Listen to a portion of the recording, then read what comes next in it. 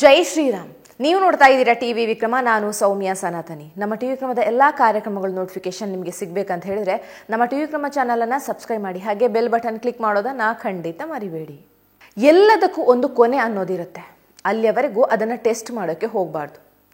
ಶ್ರೀಕೃಷ್ಣ ಮತ್ತು ಶಿಶುಪಾಲನ ಕಥೆಯನ್ನು ಯಾವಾಗಲೂ ನಾವು ನೆನಪಲ್ಲಿ ಇಟ್ಕೋಬೇಕು. ಶಿಶುಪಾಲ ಮಾಡಿದ್ದೇನು?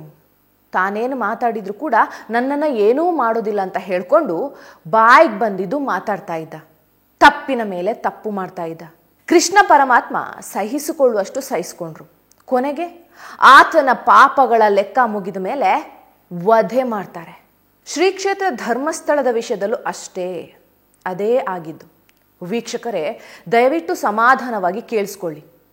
ನಿಮ್ಮದೊಂದು ಊರು, ಸಾವಿರಾರು ಮಂದಿ ಬೇರೆ ಬೇರೆ ಉದ್ಯೋಗ ಮಾಡಿಕೊಂಡು ನೆಮ್ಮದಿಯಾಗಿದ್ದೀರಿ. ಊರ ದೇವಸ್ಥಾನದಿಂದ ಇಡೀ ಊರು ಬೆಳೆಯುತ್ತೆ, ಭಕ್ತರೂ ಬರ್ತಾರೆ. ಊರು ತುಂಬ ಚೆನ್ನಾಗಿ ಬೆಳೀತಾ ಇತ್ತು. ಆಸ್ಪತ್ರೆ, ಕಾಲೇಜು ಎಲ್ಲವೂ ಬಂದಿತ್ತು. ಊರವರಿಗೆ ಉದ್ಯೋಗ ಸೃಷ್ಟಿಯಾಯಿತು. ಕೋಟ್ಯಾಂತರ ಭಕ್ತರ ಶ್ರದ್ಧಾ ಕೇಂದ್ರವಾಗತ್ತೆ. ಆದರೆ ಯಾವುದೋ ಒಂದು ಗ್ಯಾಂಗ್ ಸಡನ್ನಾಗಿ ಬಂದು ನಿಮ್ಮ ಊರಲ್ಲಿ ರಾಶಿ ರಾಶಿ ಹೆಣಗಳು ಬಿದ್ದಿದೆ, ಅತ್ಯಾಚಾರ ಕೊಲೆಗಳು ಆಗಿದೆ ಅಂತ ಹೇಳ್ತಾರೆ. ಇಷ್ಟು ದಿನ ಭಕ್ತರೇ ಕಾಣಿಸ್ತಾ ಇದ್ದಂಥ ಊರಿನಲ್ಲಿ ಪೊಲೀಸರು ಬರ್ತಾರೆ, ಸಿಕ್ಕ ಸಿಕ್ಕ ಜಾಗವನ್ನು ಅಗೀತಾರೆ. ಆದರೂ ಊರವರು ಮಾತಾಡೋದಿಲ್ಲ.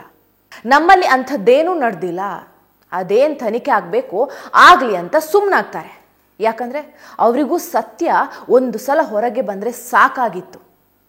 ಆದರೆ ಒಂದು ಕಡೆ ತನಿಖೆ ನಡೀತಾ ಇದೆ, ಇನ್ನೊಂದು ಕಡೆಯಲ್ಲಿ ಕೆಲ ಸ್ವಯಂ ಘೋಷಿತ ಪತ್ರಕರ್ತರು, ಯಾವುದೋ ಜಿಹಾದಿಗಳಿಗೆ ಮಾರಾಟ ಆದವರು ಸುಳ್ಳುಗಳನ್ನೇ ಸುದ್ದಿ ಮಾಡಿದ್ರೆ ಬಿಡ್ತಾರಾ?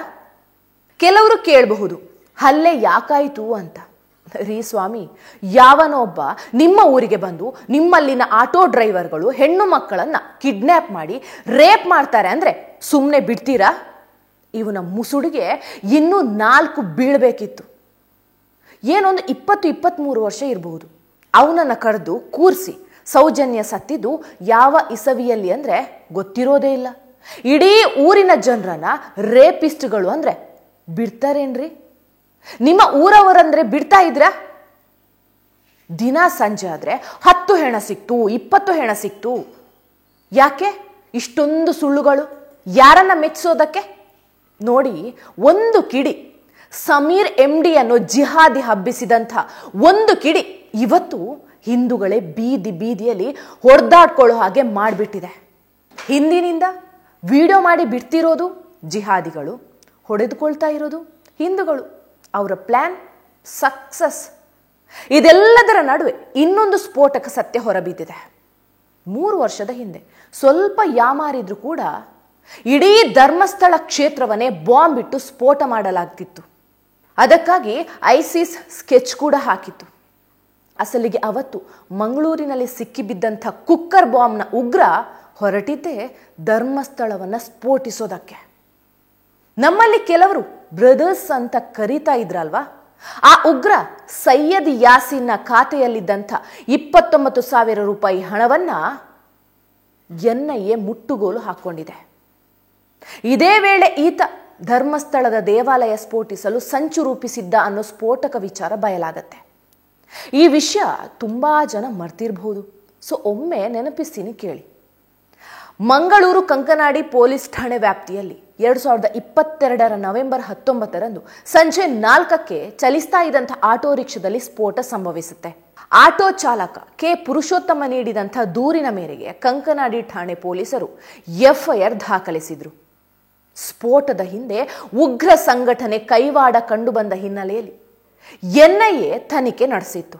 ಈ ಪ್ರಕರಣದಲ್ಲಿ ಅಕ್ರಮ ಹಣ ವರ್ಗಾವಣೆ ಶಂಕೆ ಇದರಿಂದ ಇಡಿ ಅಧಿಕಾರಿಗಳು PMLA ಕಾಯ್ದೆಯಡಿ ECIR ದಾಖಲಿಸಿ ಪ್ರತ್ಯೇಕವಾಗಿ ತನಿಖೆ ನಡೆಸಿದ್ರು. 2.86 ಲಕ್ಷ ಹಣ ವರ್ಗಾವಣೆ ಆಗಿದೆ. ಈ ಹಣವನ್ನು ಪ್ರಮುಖ ಆರೋಪಿಗಳಾದ ಸೈಯದ್ ಯಾಸಿನ್ ಮತ್ತು Mohammed Shariq point of sale POS ಏಜೆಂಟ್ಗಳಿಗೆ ಕಮಿಷನ್ ನೀಡಿ ನಗದು ರೂಪದಲ್ಲಿ ಹಣ ಪಡೀತಾ ಇದ್ರು. ಈ ರೀತಿ ಆರೋಪಿಗಳಿಗೆ ಸುಮಾರು 2.86 ಲಕ್ಷ ರೂಪಾಯಿ ಹಣ ರವಾನೆಯಾಗಿತ್ತು.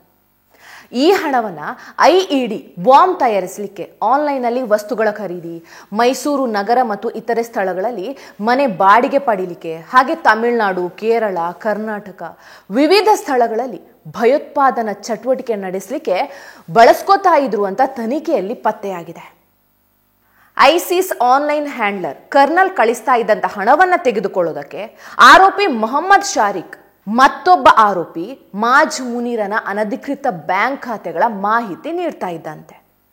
ಇವರ ಉದ್ದೇಶ ಭಾರತದ ಸಮಗ್ರತೆಗೆ ಮತ್ತು ಸಾರ್ವಭೌಮತ್ವಕ್ಕೆ ಬೆದರಿಕೆ ಹಾಕೋದು. ಇವರಿಗೆ ಐಸಿಸ್ ಕಡೆಯಿಂದ ಟೆಲಿಗ್ರಾಮ್ನಲ್ಲಿ ಮತ್ತು ಬೇರೆ ಬೇರೆ ಆ್ಯಪ್ಗಳಲ್ಲಿ ಟ್ರೈನಿಂಗ್ ಕೂಡ ಆಗ್ತಾ ಇತ್ತು.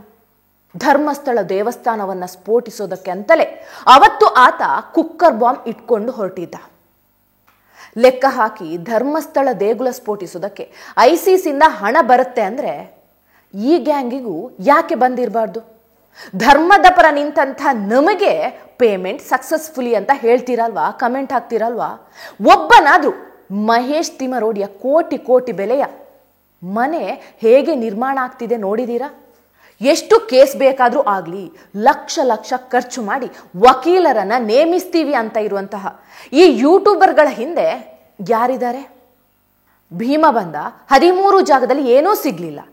ಮೊನ್ನೆವರೆಗೂ ಭೀಮ ಒಬ್ಬನೇ ಬಂದು ಹೆಣ ಹೂಳ್ತಿದ್ದ ಅಂತಿದ್ರು. ಈಗ ಭೀಮ ಹೂಳೋದನ್ನ ನಾವು ಕೂಡ ನೋಡಿದೀವಿ ಅಂತ ಇನ್ನೊಂದಷ್ಟು ಜನ ಬಂದಿದ್ದಾರೆ. ಸೀರಿಯಸ್ಲಿ ಜನ ಇಷ್ಟೊಂದು ದಡ್ಡರಾಗ್ಬಿಟ್ರ? ದಯವಿಟ್ಟು ಒಮ್ಮೆ ನಿಮ್ಮ ಪೂರ್ವಾಗ್ರಹ ಪೀಡಿತ ಮನಸ್ಥಿತಿಯನ್ನ ಬದಲಾಯಿಸಿ. ಸರಿ ಯಾವುದು ತಪ್ಪು ಯಾವುದು ಅನ್ನೋ ಯೋಚನೆ ಮಾಡಿ, ಲಾಜಿಕ್ ಆಗಿ ಯೋಚಿಸಿ. ಇವರ ಪ್ರತಿ ಸುಳ್ಳುಗಳು, ಇದರ ಹಿಂದಿರುವಂತಹ ದೊಡ್ಡ ನೆಟ್ವರ್ಕ್ ಎಲ್ಲವೂ ನಿಮಗೆ ಅರ್ಥ ಆಗತ್ತೆ. ಧರ್ಮೋ ರಕ್ಷತಿ ರಕ್ಷಿತಃ. ಟಿವಿ ವಿಕ್ರಮ, ದೇಶ ನಿಮ್ಮ ಕೈಯಲ್ಲಿ. ಈ ಕಾರ್ಯಕ್ರಮ ನಿಮಗೆ ಇಷ್ಟ ಆಗಿದ್ದಲ್ಲಿ ಲೈಕ್, ಶೇರ್ ಹಾಗೂ ಕಮೆಂಟ್ ಮಾಡಿ. ಟಿವಿ ವಿಕ್ರಮದ ಕಾರ್ಯಕ್ರಮಗಳನ್ನು ನಿರಂತರವಾಗಿ ವೀಕ್ಷಿಸಲು ಸಬ್ಸ್ಕ್ರೈಬ್ ಮಾಡಿ, ಬೆಲ್ ಐಕನ್ ಒತ್ತಿ.